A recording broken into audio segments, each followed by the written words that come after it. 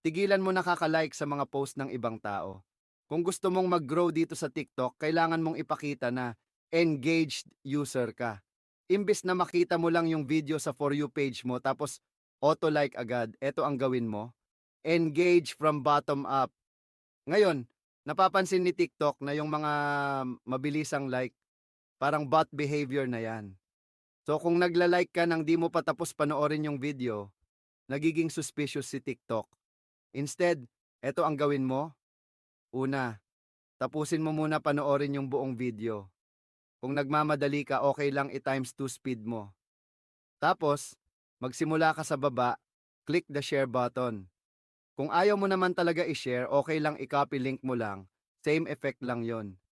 Ibig sabihin nito kay TikTok, uy, sinishare niya to, kahit hindi mo naman talaga shinare. Next, isave mo yung video, mag-leave ka ng comment, pero wag yung haha lang or emoji. Spammy yun kay TikTok. Mag-comment ka ng tanong or something na pwedeng maging start ng convo, then tsaka mo lang i-like. At kung nasa niche mo yung video, o tingin mo gusto mo pa siya mapanood, follow mo na rin. Mas marami kang real engagement, mas gaganda ang performance ng sarili mong videos. Try mo sa video na to or sa next na lalabas sa FYP mo, tingnan mo kung gagana sa'yo.